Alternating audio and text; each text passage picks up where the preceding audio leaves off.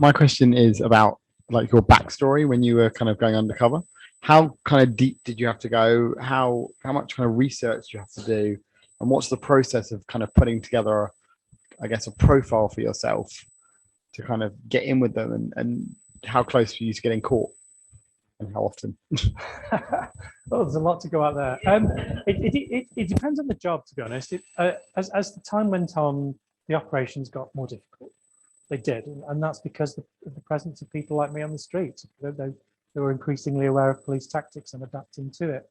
So later on, I would spend time building a legend. So, for example, I was talking about having once been a market trader.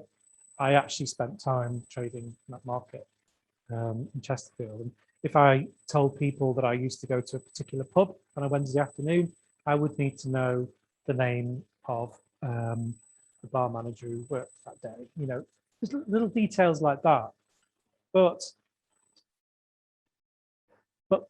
the thing to remember, and as it was finally told to me when we did eventually have some training, is that I was never an actor, and trying to be an actor is dangerous because I don't have the talent to be an actor. I can't maintain a role of a different person like actors can on the stage to impress people or believable on a film. So as undercover operatives, we have to be different versions of ourselves.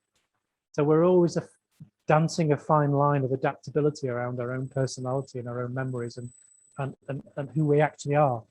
So the rest is decoration, and we hope it's decoration enough to survive and not get caught out. So, you know, for more sophisticated undercover work, they would spend a year building a legend. But that's not the level I worked at.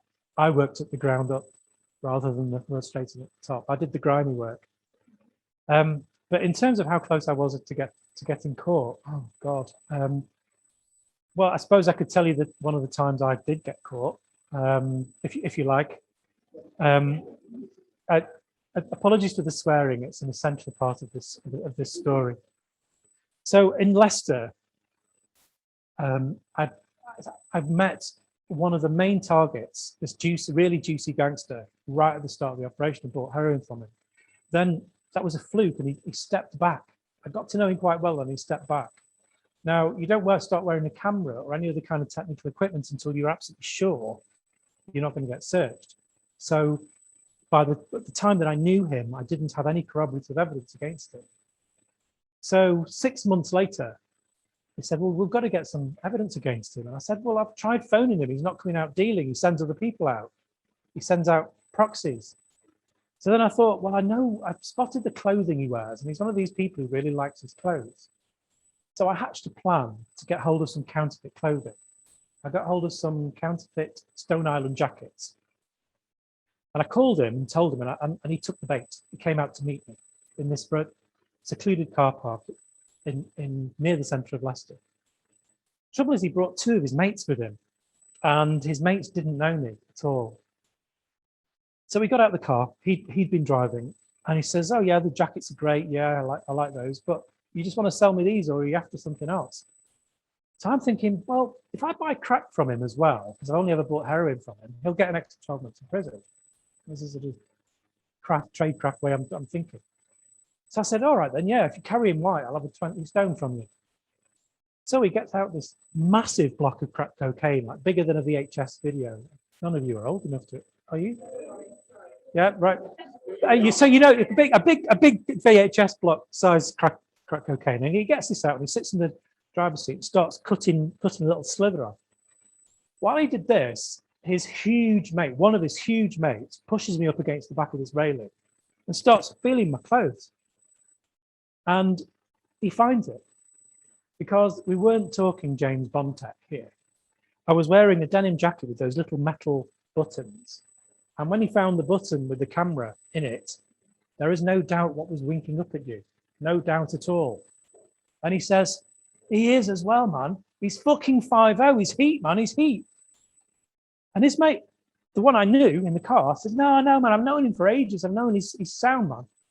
So at this stage, time slowed down, and I thought through all my options. I looked at the distance between us and the end of the car park. It was a long way. There was no one in this car park. was like just 3 cars dotted around with no one in it. I thought if I try and run, these huge bodybuilding people, and they're all spent all day bodybuilding. These huge blokes are going to catch me and kill me because I knew the caliber of these type of people. And you don't run away from a pack of wolves. That's the quickest way they're going to chase you, right? So I think, right, okay, I've got to stop him convincing him of who I am. So I launched into a torrent of abuse at him. I says, what are you doing picking at my fucking clothes? It's not even my fucking jacket. I just picked it up off the back of the chair. It's not even my jacket. It belongs to Jackie. So what are you doing? And he's just like, what? He's a bit shocked here. There's enough of a shock to make him slightly doubt his obvious conclusions. And he was a bit shell-shocked. So I just kept up this torrent of abuse, both to disorientate him and also to prevent him from telling his friend that I was indeed an undercover police officer. And I just kept it up. And I took the jacket from his mate and folded it slowly and deliberately as I possibly could, sliding it into the bag really carefully.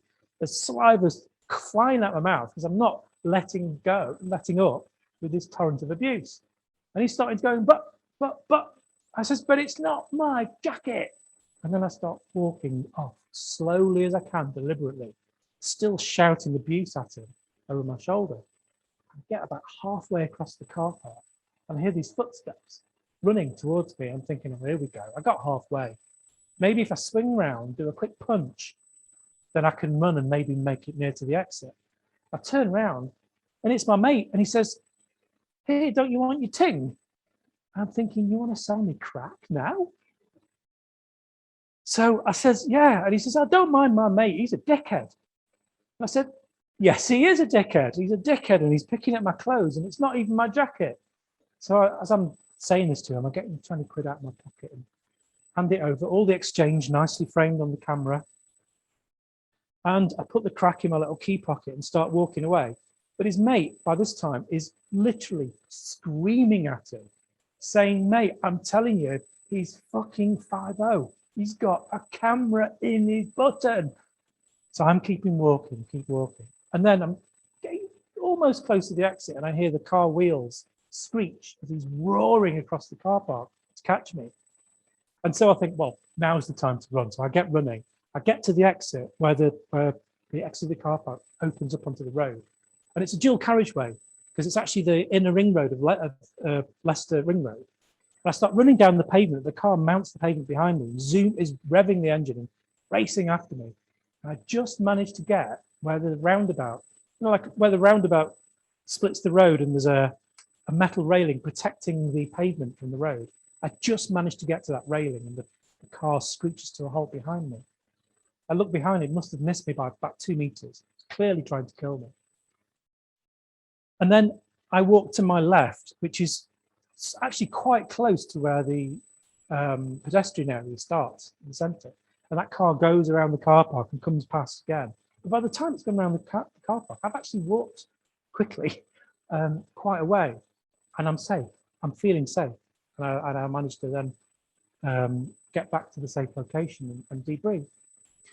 And when I tell the team what's happened and the description of these people and the registration number of the car, the intel guy scuttled out of the room to find out more and came back a couple of minutes later. He was laughing. He says, I don't know why they didn't just shoot you. There's loads of intelligence about a gun in that car. And we all laughed. But again, that's just police humor. What else are you going to do?